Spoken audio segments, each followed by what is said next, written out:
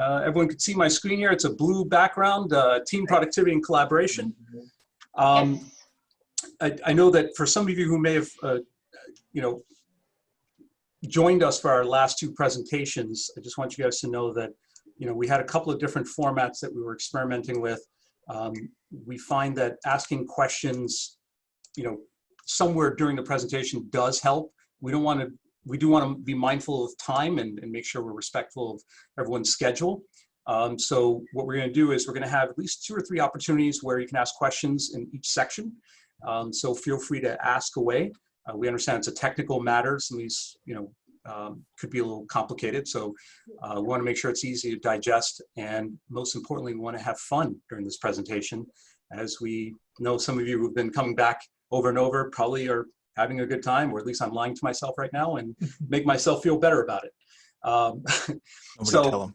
Yeah, thanks, Chris. So we're going to do, basically, the assumption here is that you belong to some type of either an organization or business and are a team of 3 or more, or at least 2 and aspire to grow to that level, and you want to be able to be more productive and collaborate with your team more efficiently. And so that's what we're going to start this off with. And let's just go right in. So I'm going to start with the why, what, and how. Why are we talking about all this? What are the problems and how can we resolve them? So first thing is, why are we talking about this? Well, if you look back, just about 2 months ago, our office environment looked a little bit like this. Nice, busy environment. We're active. We're working on our projects. If we had a question or a concern, we would just turn our head over and ask a question from some of our coworkers. And we had a great time. And let's look at the office, how it looks now. It looks a little bit something like this. And this is actually a picture of JC in his home. He does change his robe sometimes, I'm sure. And I'm also sure he's using it in the bathroom. But things have changed a bit, haven't they? So because of that, I thought we'd take a step back for a second and look at how communication has changed over the years. If you think about just over 10 years ago, we used to use the following technologies to communicate with our clients and in our business. We had things like phones, office phones, home phones, we had our cell phones, email was a popular thing, traditional snail mail, and we had our computers. And of course, we had an office environment where we can go into and collaborate with our teams. And if you look at the past 10 years, we still have that, but we have a few other things crowding this communication structure. In addition to your phone, you also have your smartphone. And your smartphone has multiple capabilities. You can text, coworkers, you can text your team, you can text your family. You've got Google Drive where you store all your files, maybe on Dropbox as well. You still have things like company meetings, but then you have some other things that get sprinkled on. Instead of just a desktop, you may also have a laptop or 2. You have Zoom video calls, you have social media.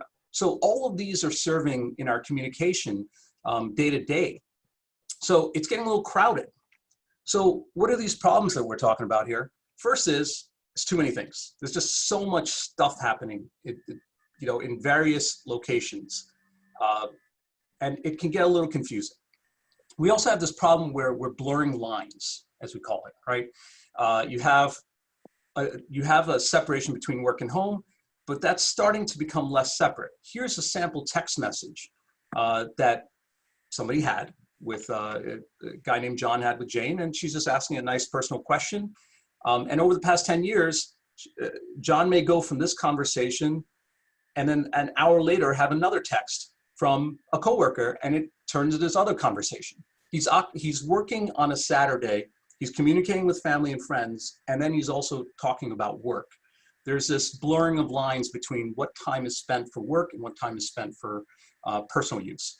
And this is a problem. We also have a silo situation where a lot of these communications that are occurring are only occurring in their independent areas. So for instance, if you're having a conversation about a project with your team, that happens on the phone. Is everyone involved in that? And if you add a Dropbox file somewhere and add a comment about that file regarding that project in Dropbox, does everybody on your team know about it? Or is it just the folks who are seeing that document in Dropbox? And then you have an email maybe that you sent to your team about some minor changes. Did you make sure to include everybody? Is somebody on the client side that should have somebody also included in this communication? You also maybe had a brief video call with a client about a project. So all of these things are happening in their own little silos. How do you organize them? How do you make sure everyone got the message? And on top of all this, let's pile on another thing, COVID-19. We've now lost one of these communications. That's particularly, unfortunately, the ability to meet with people in person, the ability to communicate, with your team. We see this every day, even in my environment, where I'm the only one coming into the office. My team is working from home. Sometimes I might have one person come in here and we're on opposite sides of the office, and it really sucks. Just how do you effectively communicate? We also have a little additional issue. Since we're all stuck at home now, our physical space is the same. We don't have that ability to detach from our personal lives to be able to work. And in some cases, we have the vice versa problem as well. We can't detach from work when we should be spending time at home on personal matters.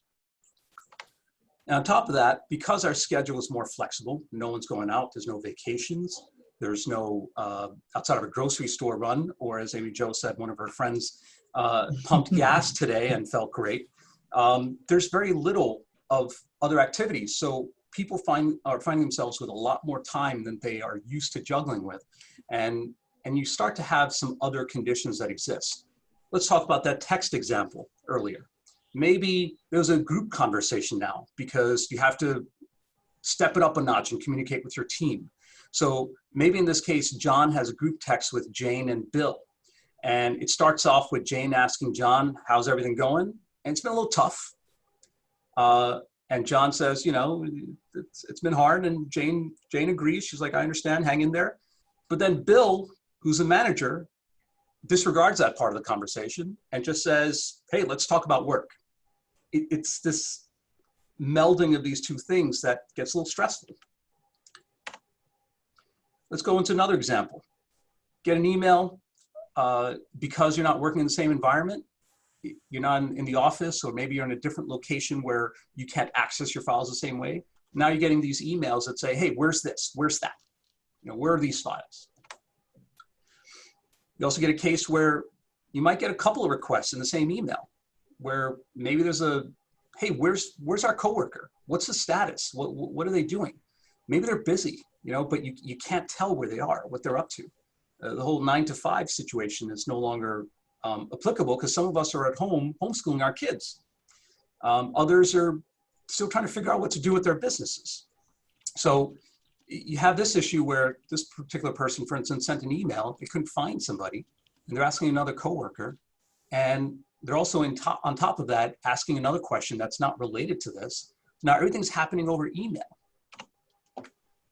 And what about some lighter things? Here's a picture of my dog sleeping on the couch. I thought it was the cutest thing ever, and I shared it with the guys over email, and it's sprinkled in with other matters, work-related things. Like it's too confusing. It's too much in one area. So what are some ways we can fix this?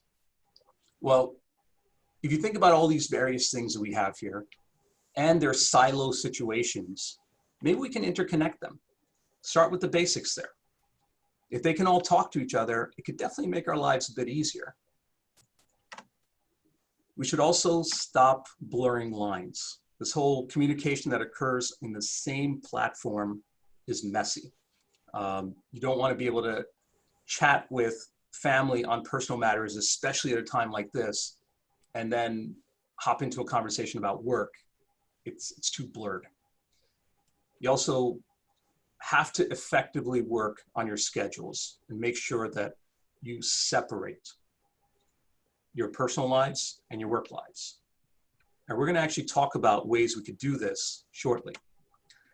You also want to bring back something that a lot of people have not given a lot of attention to, and that is the fun side of work.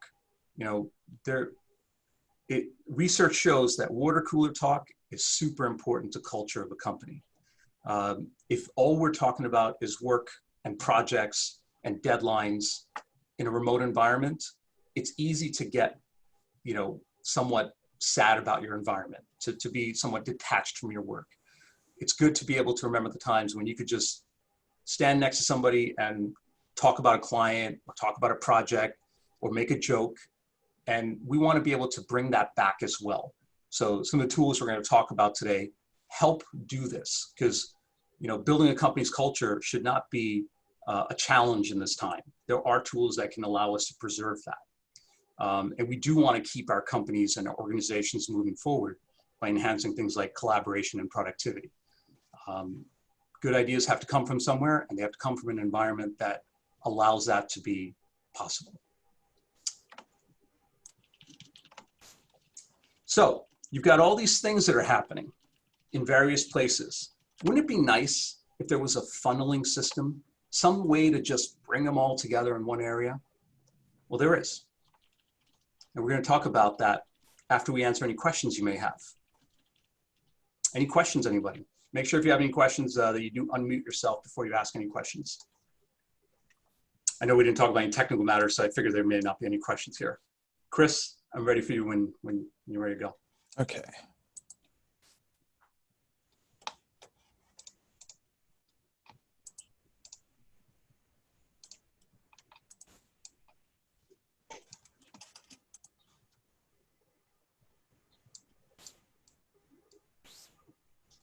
All right, can everybody see my screen? Yes. Yes. Okay, perfect. All right, so we're talking about collaboration tools like Slack or Microsoft Teams. Just to give you a basic rundown, I want to go over some of the parts of these tools.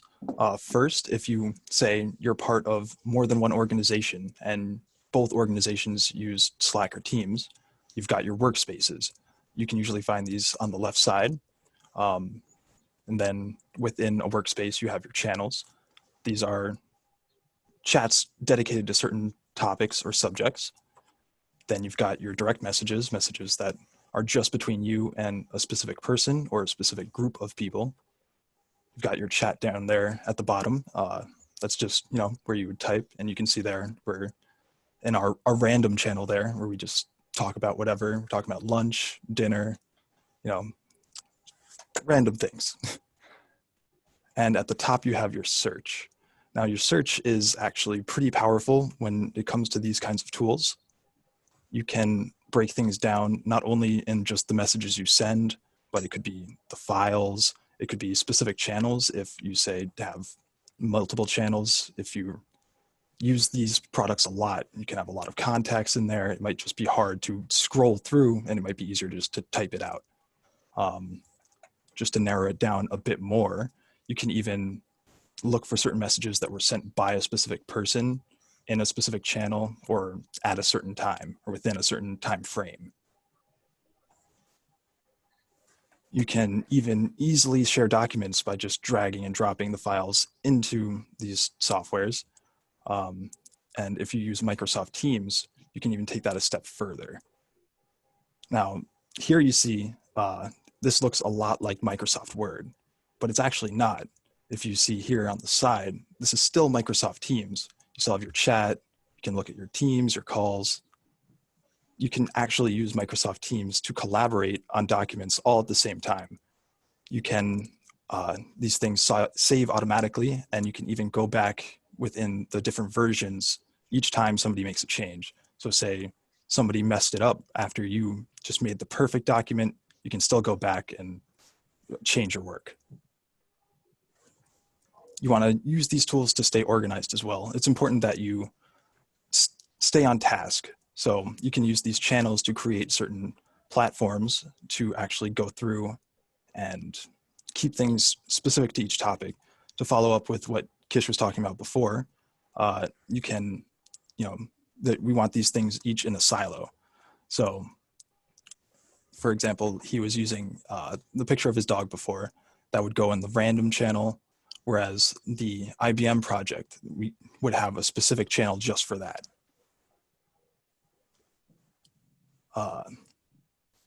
So each of these products have both a free version and a paid version. We usually recommend starting with the free version just to see if these projects or these tools are right for you. I've listed everything here that the paid version would give you over the free version, but I bolded the ones that I think are really what are important. For example, you can access the entire message history of a channel. When you have the free version of Slack, you can only search the last 10,000 comments. For most people, that's more than enough. But if you're a business and you want to make sure you always have access to all the information that has ever gone into this program, you would want to pay for it. You also have unlimited app integrations. That way you can use as many of the integrations, external tools like Dropbox, Zoom, Google Drive that we were talking about before. And you need to also pay to get access to two-factor authentication, which I'm sure you've all experienced in some way. It's very important for security. You also want to pay to get access to group videos. You can still call one-on-one, but if you want to do a meeting like this between multiple people, that is a paid feature, as well as screen sharing, which if you have a presentation or if you're collaborating, you would need to pay to take advantage of that. And of course, if you pay, that is the only way to get access to Slack support. Microsoft Teams actually started out not being a free product at all. So there's not too many differences between the free version and the paid version. The biggest difference are scheduled meetings and recorded meetings. This is kind of a parallel to Zoom, where you can schedule a meeting much like this, but it all works within Microsoft Teams instead of you having to go out and set something up with an external software.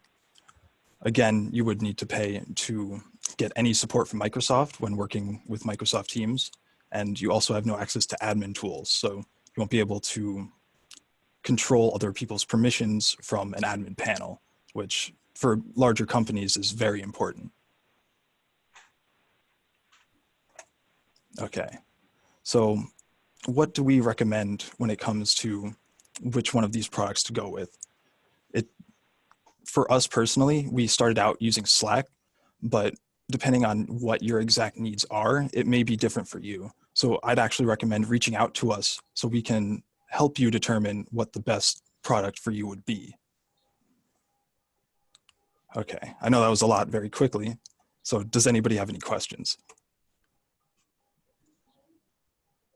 There is one question that was posted in the chat. So before we get to any other questions anyone else has here, does Microsoft Teams have better formatting abilities than Google Drive?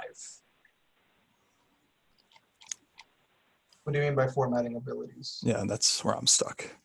That was my question. I mean, in terms of like formatting a document. Ah, okay. Google Drive has very limited formatting stuff compared to Microsoft Word, for example. Yeah, So yeah, Microsoft Word, as we all know, is pretty much the document standard as is PowerPoint and Excel. Google created slides, docs, and spreadsheets. So just to allow people to be able to use any low-power device to make a presentation. If you do want those advanced features like from Word, you would want to use Microsoft Word. So the answer would be yes. You would have more format capabilities if you were using Microsoft Word versus Google Docs. No, but my question was about Microsoft Teams. So Microsoft Teams is basically wrapping Microsoft Word to edit it. So yeah, it's a little weird the way they did it, but you're basically editing a Word document. Chris is going to go back to the slide. Yeah. So if you look at the top, you still have that same ribbon with all the formatting options that you typically would have in Microsoft Word. Okay. What they essentially did was made Microsoft Word smarter and or made Microsoft Teams able to have more document management. So that combination of those two things has resulted in a good cohesive effort to make them work well together. If you're already very used to and integrated with other Microsoft products, Microsoft Teams does have an advantage in that way where they can work together. Chris, is that hand all the way on the right yours? Is that your tattoo? Yeah, but I got it removed. Oh wait, sorry, this hand. Any other questions? Yes, This is Kish. Andrew. Go ahead, Andrew. I'm sorry. Andrew? I think, yeah. I do have, it's more of a comment. So while I've been at home, I run a PC and a Mac simultaneously. And while I've been working from home, I've been using Microsoft OneNote a lot and found it to be really, really useful. And that while we're not a Microsoft shop, the comment about Word is, I think, would dovetail. If you're using Word and you're using something like OneNote, then to me, Teams is a much more natural fit than Slack. Just Exactly. That's how we feel as well. If you're in the Google verse for your or G Suite, as the product is known as, for your document management and collaboration, we find that Slack is a better pairing. If you are using Microsoft's other services or do seek to use more of the formatting features, Molly, as you've mentioned, we recommend Teams as a good alternative to consider. Now, I know some of you are also using both services. Maybe for your email, you're using G Suite, and for your productivity software, you're using Microsoft Office. That's why one of the other things we'd recommend is if you're trying to decide on one of those, reach out to us. We'll have a whole conversation about it, and we'll advise you on the best path to consider. And what's good about both these software is that you can start off with a free trial. You can try out both simultaneously and really see how they work. So some good opportunities there. I do have not a comment, but we've got I'm sorry, not a question, but a comment from Evelyn Romero. It says, we've been using Teams to run weekly virtual company meetings. The sessions are recorded and then sent out to agents via email. Our agents, using the real estate world, our agents can chat during the meeting, and it's a great tool for them to go back and find docs and links that were shared. That's one of the biggest benefits of this, that you can take all of these disparate items and put them together in one environment and then be able to properly share this information. It's great, especially in an environment like this where some people can't make that meeting. They attend later on. They can rewatch it, watch the recorded copy of it, and then have access to the same information that the other folks did who were there live. Kish, it's Amy Jo. I have a question. So if you're putting a note or I don't know what you call it, like a text or a note in a particular topic, like your IBM project, right? You want to make a note so you can select who receives that note. And how do they know that you've added a note to that project? Chris, you want to tackle that one? Sure. You can actually choose which members are part of which channel or which topic in this case. Right. So they would get a notification if they're part of that channel that somebody just sent something. Yeah. You would either get like a pop-up on your computer screen, or assuming you have the app, you would also get a notification like it's a text message. Okay. So you're sort of getting a text message. Yeah, that's essentially another way of messaging with a lot more features. Right. This is Andrew again. So were you finished, Amy Jo? Yeah, I'm finished. Thank you. Okay. I also found that using Slack was useful, even though we're not a Slack shop. We have a system we use called NetSuite, and for NetSuite development, there's a community out there that exists on Slack. So without using Slack inside our office, I ended up using Slack as a way to communicate with that development community. So that's one thing I did find useful. So for those of you who want to test it out, whatever your business interest is, there's probably a Slack community out there that you can join and get a sense of what it's like. Nice. Any other questions? Okay, we're gonna take a little, we're gonna have an intermission from this presentation briefly to actually introduce Christine Baldelli from Hudson Fusion, Hudson Fusion is a client of ours and has also partnered up with us on some projects. They're a marketing firm. They've been using Slack for a while, and I thought she would introduce herself and give us a little testimonial. Christine, are you good to go? Yeah, thank you. I actually don't have internet connection right now, but I do have connection via the phone. It looks like I'm having some network issues. But I will give a brief background about my experience and then also a little bit of a background on Hudson Fusion and dive into how I've used Slack over the years and all of the ways in which it's advantageous for productivity for me.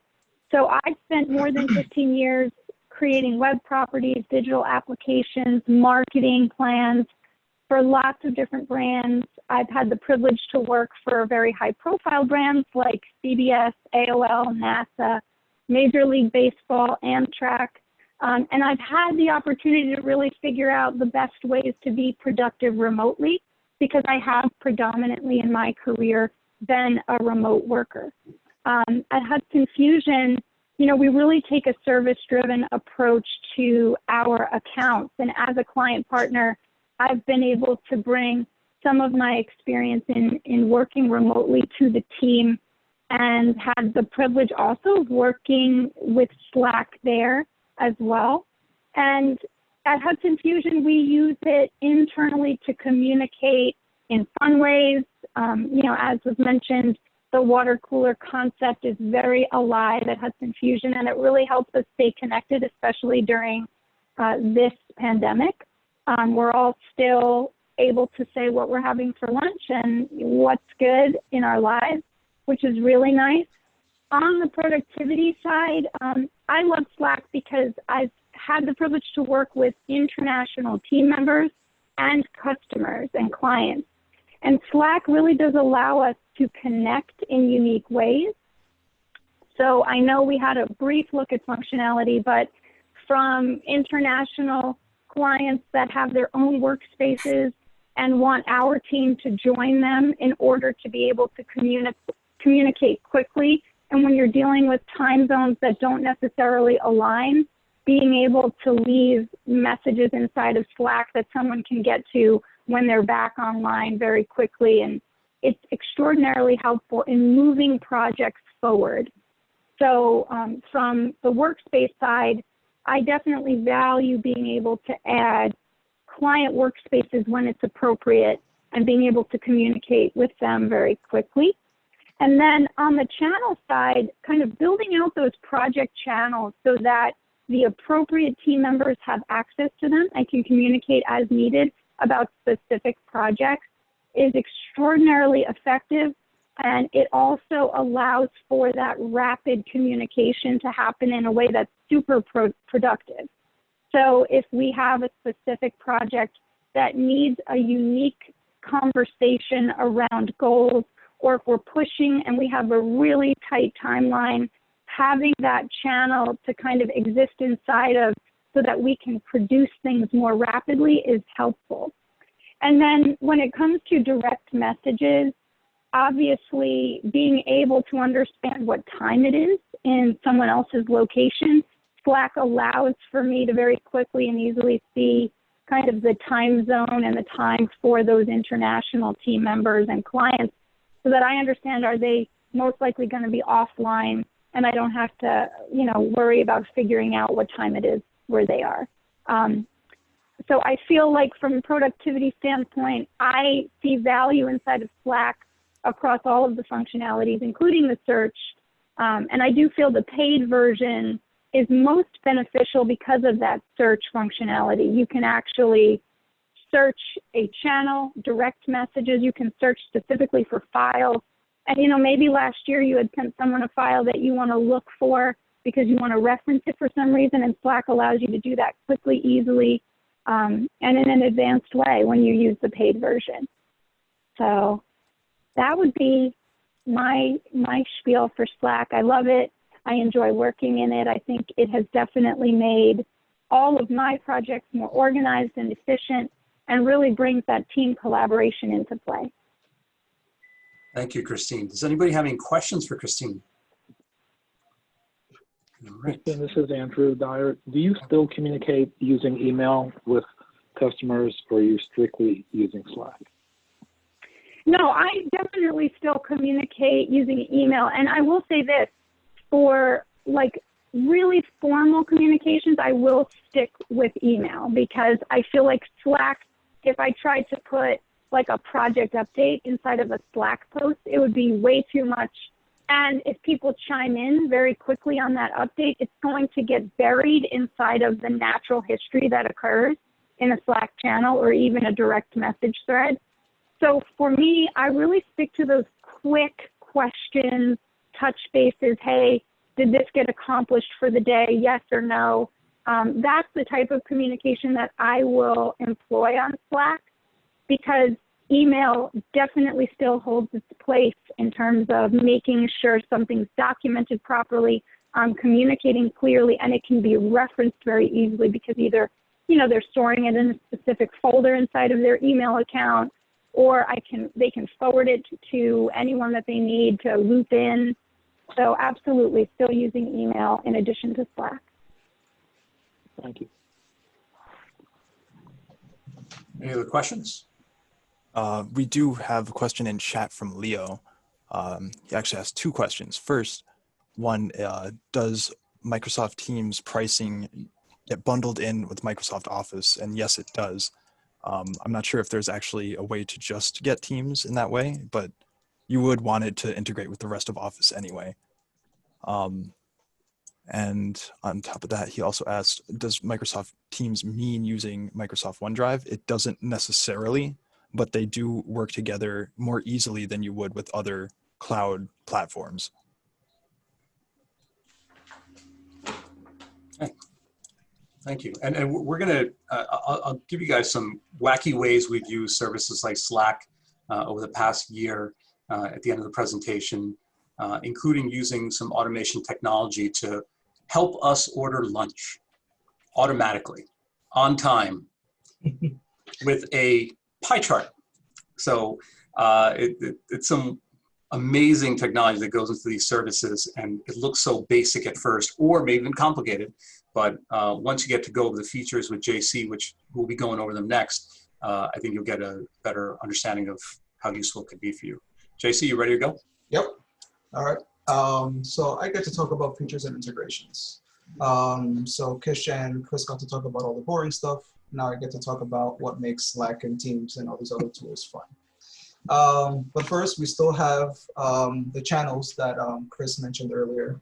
I want to go in depth a little bit more, even going on top of what they said at Hudson Fusion, that they have channels for specific projects. When we were using Slack, we actually had several channels here. As you can see, we have alerts. Fitness, that was something that we tried, didn't work out. The plan was to motivate each other to get a little bit more healthy, and that channel unfortunately didn't get much use. You can be honest, JC. I kept putting up pictures of Krispy Kreme donuts, and I ruined it for everybody. Yes, you did. You can be honest. The alerts channel, we primarily use it for get notifications if a client site lost internet connection. Instead of waiting for a delayed email, in Slack we would get an instant notification. HR, if HR department, in this case just Kish, would need to inform us of any changes, like the PPP loan information that would need to get done, or changes to minimum wage and stuff like that, it would go into the HR channel. Our favorite one, which we would want to talk about, is the office move channel. As most of you might know, we actually moved offices towards the end of December, beginning of January. And instead of clogging up our work or random channel, we created a dedicated channel for the office move. This allowed us to quickly be able to find a place to collaborate on furniture that we needed for the move, coordinate logistics as to renting a truck, and things like that. Obviously, some things still happen over email, like when Kish did the U-Haul reservation, he forwarded us the email for us to have. But the minor details of like, hey, how big of a table do we need? Who is handling what? All that was handled within Slack. I didn't add a screenshot of this, but I created this R&D channel, which I was using it for myself, where I would basically message that channel links of stuff that I found interesting that I would like to implement either for ServiceBite or for our clients, whether it be this new networking thing that I found, or if this new iPad came out and I wanted to go more in detail before showing the rest of the team, I could put that in there. And just like in Slack, you also have this functionality in Teams. So as you can see here, we have the service by team, and we have some generic channels there. We have general, human resources, lunch, R&D, random. Like others have said before, the benefit of this is that you get to keep everything separate. Since everything happens pretty much instantaneously inside these messaging platforms, if you put in lunch at 12:05, like, hey, what are you guys gonna grab for lunch? And something happens with an emergency for a client, it can easily get buried because, or vice versa. You have a client emergency and someone says, hey, what's for lunch? Oh, I want pizza, I want Domino's, let's go somewhere else. That message could get buried really fast if it's not put in the appropriate channel. That was also a learning curve for us using it, because we would put the wrong message. Joe Paterno. We would put the wrong message in the wrong channel and be like, hey, this doesn't belong here. So it is definitely a learning curve getting used to dealing with different channels within this one platform. Another benefit is cross-platform compatibility. We did have a big issue with this, unfortunately, because all of us that work at ServiceBite, we have 3 iPhone users and we have 1 Android user. And we kept running into an issue whenever Chris would try to share a picture or a video with us. Apple doesn't handle messages being shared from Android devices that great. And it would send us a really low resolution image or a really choppy video, and it wouldn't look that great. So once we moved to Slack, it would actually allow him to just send us that image or video through this platform. And I have to worry about compatibility. It would just work across platform, iPhone and Android, Mac and Windows, so they have apps for all that. Another great feature is calendar integration. As you saw in Kish's messages earlier, he was finding out if someone was available or if they were on a Zoom call, or just what's this person doing. In Slack, you have this little notification here next to your name, and in the direct messages area, they also have a little calendar icon next to their name, letting you know that they have an event going on. This is beneficial, so you know, hey, why hasn't Chris or Kish responded to my message already? You at least know, hey, they're in a meeting, that's why they haven't responded. Another benefit of this integration is that Slack will actually notify you, and Teams as well, when you have an upcoming meeting. You can set up notification timers so that a minute before your meeting starts, 5 minutes, 10 minutes, you can get a notification letting you know, hey, you have an event coming up, which can be beneficial, so you don't have to keep going back and forth to your calendar and be like, do I have something coming up? You know, if there has something scheduled, I forgot what information was entailed in that. So that's great. And you can also integrate multiple calendars. So it's not just your one calendar. You can add your personal, you can add your work, and you can get notified about all of them in that one place. And within Slack, they have this great little tool here where it will actually show you all of your events for that day stacked. So this was for earlier this week. This was actually on Monday. At 11 a.m., I had my presentation prep for today. And then I had a webinar after that. I had a late lunch. I finalized my presentation. And then I had some work related tasks to do at 4 o'clock. So this is just a neat way for you to be able to quickly just hop in and be like, all right, what are my tasks for the day for that specific day? You can also view events for the following day. If you click on the tomorrow button, or if you click on select date, you can go into the past to see your previous events or the future and see upcoming events. And then aside from all that, you also have a lot of other integrations. Both Slack and Teams have an app store or integration store, whatever you want to call it, that allows you to add apps. The main one that we spoke about is calendars. You can add your Google Calendar or your Office 365 calendar within Slack and Teams and get notified of those events that we mentioned. You can also add Zoom, Skype, and Google Hangouts within Slack as well. So let's say you started off with the free Slack version and you're paying for Zoom, or you have a paid G Suite account. You can actually start a video call with Zoom or Google Hangouts within Slack. So you don't have to purchase that part if it's just a video part. So you can start testing the messaging features in channel and still keep your current software for video chat. You could also integrate Dropbox, Box, Google Drive, and OneDrive. So you can actually share the files directly within Slack if they're already on the cloud. You can just share the file with whatever channel or person it's responsible for and needs to have that information, and you don't have to worry about downloading or re-uploading it into Slack. And our favorite, Giphy. So I'm going to show you a brief demo of how the Giphy part works and how we've used it in our office.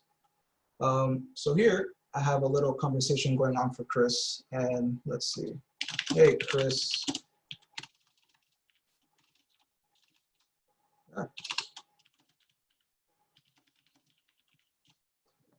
Hey, Chris, what's for lunch? And I know that he's available because he has a little green icon here. Let's see if he responds to my message. But he might be busy. We don't know what's going on with him today. Picking on Chris, JC. Yeah.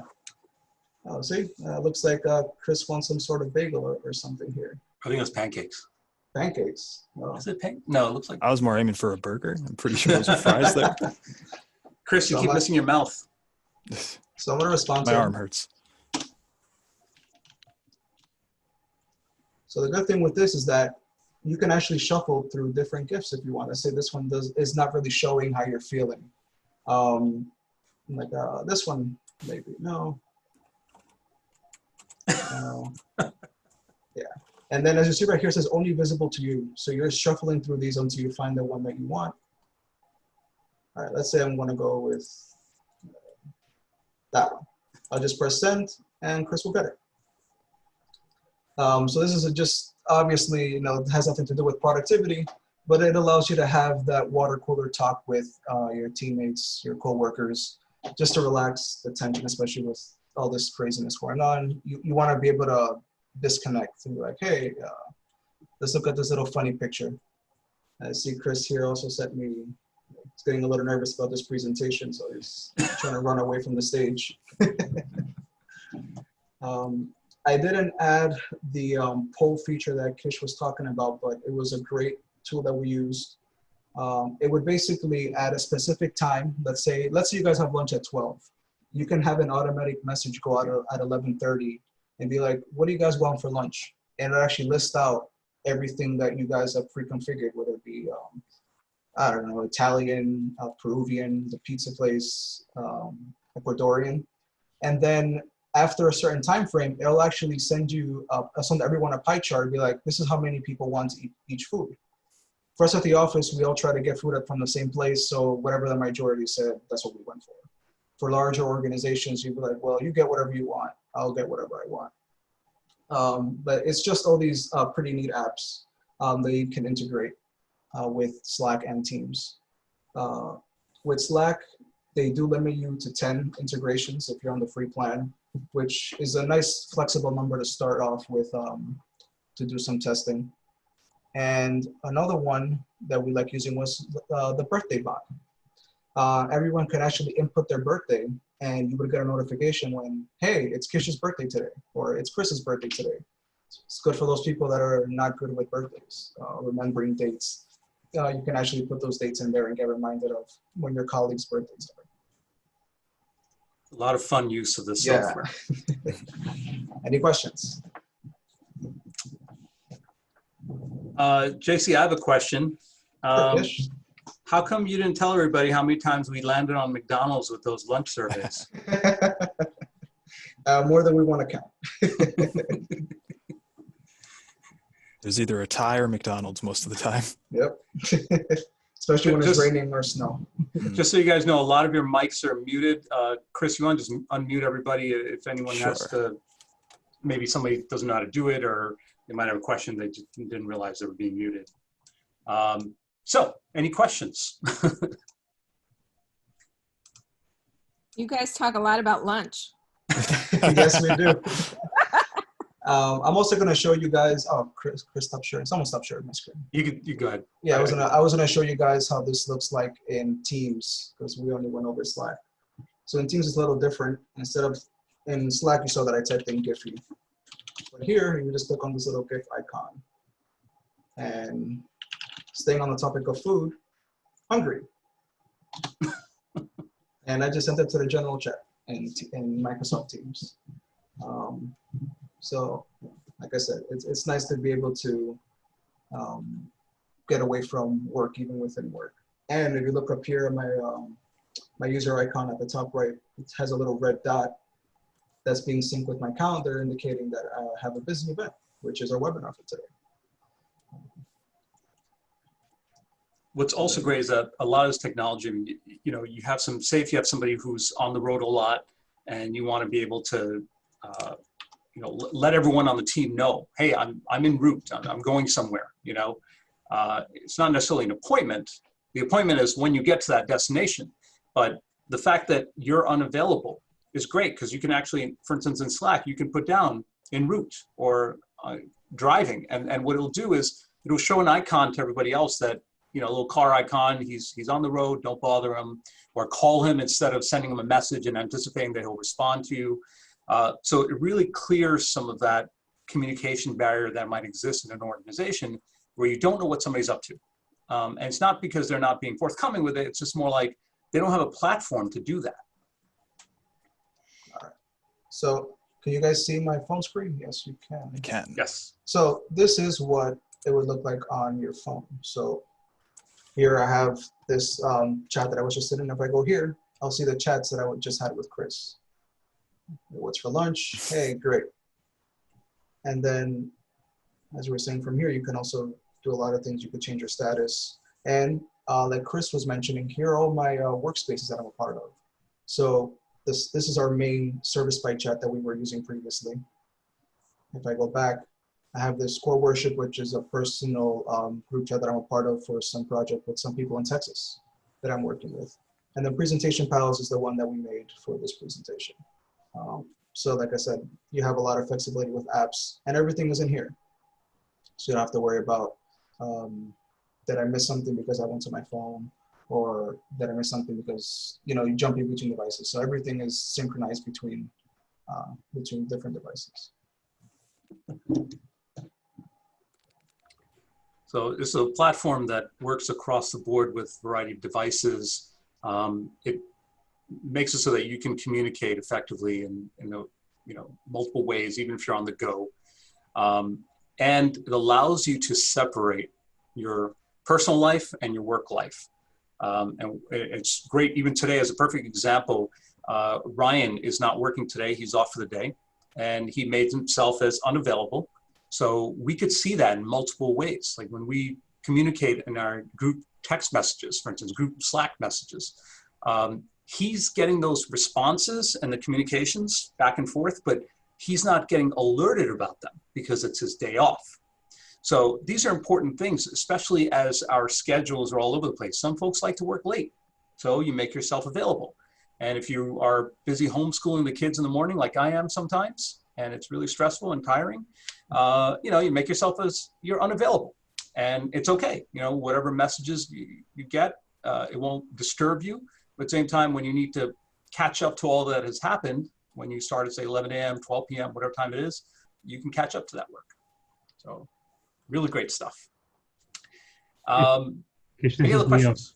Have you had any experience looking at an app called Discord? It's funny you mentioned that. We were actually gonna talk about it, but I don't know if Chris wants to talk about this one a little bit. Yeah, The well, reason I asked is I just signed up for an online course, which is being delivered through the Discord app. Interesting. oh, wow, that is interesting. Well, the reason we decided not to actually talk about it is it's very gamer focused. It's it's about integrating with like where you play video games and talking to people while they play video games. You can even stream video games, and a lot of the language used in it is very, I don't know what word to use other than gamery, like a lot of references to games. We just didn't think it would be the right fit for many business clients. But with that being said, they did kind of, I remember Discord doing this before anybody else. They are a very good platform and it works very well. Okay, I'm glad to know. I'm only 3 days into it, and the channels and the waiting and all this stuff. So Yeah, it's fully featured. It's I a have- great I platform. have 60 more hours to go, so. Oh boy, that's an intense course. And since there are a bunch of you in the room, I want you to know that, we started with Slack, but we switched to a system called Ring Central, which I don't know if Andrew's still in the room. Andrew is in the room. I know that Andrew, I believe his company uses Ring Central, and they have a system, they have an app of their own. And it used to be called Glip, but now it's rebranded just Ring Central. And what we like about it is that it's provided by the phone provider. And it actually deeply integrates with your phone.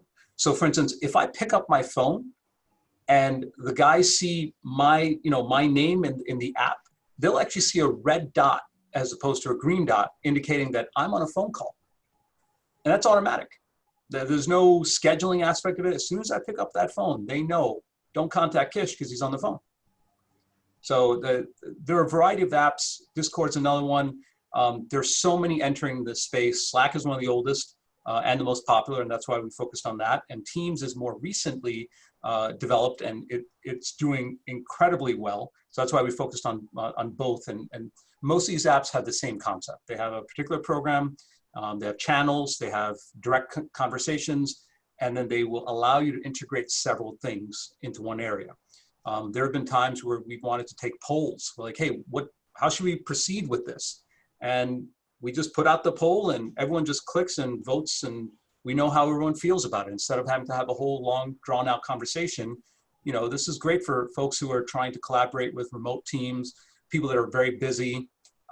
You can do a lot of these things that don't require you to be in at the same time or the same location. Kish, is that Ring Central app called Meetings, or is it called? It's actually just called Ring Central. Okay. I'll share my screen again so you can see it. Yeah. Yeah, and we can have a conversation with you separately about this, but we happen to use Ring Central at our firm as well. Yeah, so it's this app right here. Home. Yeah, so it's just this Ring Central icon right here. Right, but what does that look like on the desktop? I don't. Oh, it actually looks the same. I'll share my screen so you can see what that one looks like. But it actually looks the same. Like Kish, they actually You have to download that though. Yeah. Yeah. It's separate than the regular Ring Central phone app. It's another thing, but you just go to their site and it's actually the same app. Because you're right. They had like 3 separate apps, and I think they still have some of them open, but the main Ring Central app I believe still functions as a phone and messaging app as well. Yeah. So can you guys see my Ring Central window here? Still loading. Yep. There it is. Yeah. So that's his favorite GIF, by the way. Yeah, that's my favorite GIF. When Kish won't let me into a Zoom meeting, I'm like, let me in. But yeah, I mean, here you have your phone. So Kish, can you pick up the phone? I want to show them what this looks like when. I wonder if you actually have to dial somebody though. I think so. I think the line has to be active. Yeah. You can see here that Ryan has Do Not Disturb turned on. So we know that we shouldn't bother him because he's not available to work. Okay. There it is. You see Kish turned red. And if I hover over the little red icon, it actually says on a call. So it's different than green, which means available. So this actually tells me, hey, Kish is actually unavailable because he's on a phone call. All right. That was kind of the feature that led us down the rabbit hole of using Ring Central chat as well. Yeah. Okay. Thank you. Yeah, no problem. Do you? So you guys left Slack and are doing the Ring Central thing? Right. Yes. I mean, we still love Slack. I mean, we definitely see some caveats where like, yeah, Slack did this better than Ring Central. But just the integration with the phone system is what really did it for us. Mm-hmm. Being able to immediately see, hey, someone is on an active phone call. Even in the office, Kish has his own separate office in the back, and it's not as easy as in our old office where we could see, oh, he's free, I can talk to him right now. Being able to see in one place where what everyone's schedule looks like, and that integration, really did it for us. And each of these services has different benefits to them.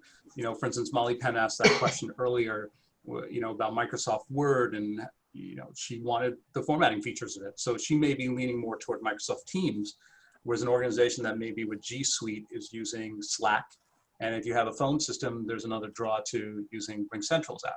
A lot of these apps exist out there. It's very similar to a Pepsi Coke scenario, where in many cases they're interchangeable. Coke wins still in my book, but it's interesting to see, like, they're very similar, and one fits better for you than the other. So Yeah. that's why we recommend, if you do have some interest in these, feel free to approach us about it. We'll be glad to have a conversation about it and make some recommendations. We also encourage experimenting. I mean, we did the same thing here. We did Teams, we did Slack, we did RingCentral. We stuck with RingCentral. We like how lightweight it is, and we love the phone integration with it. That's part. All right. Any other questions? No, that's good. And it looks like Andrew shared a link. Thank you, Andrew. Yeah, it's pretty interesting. Thank you. This is very useful. It's a good overview. It's going to save me some time. What we're going to do is, this is recorded, so we're going to send you guys a recorded copy of this. In addition to any of you folks who may have missed last week's presentation on Zoom for hosts, we actually had about 60 people register for it. So it was a pretty popular presentation. About 45 or so made it to the presentation. So if,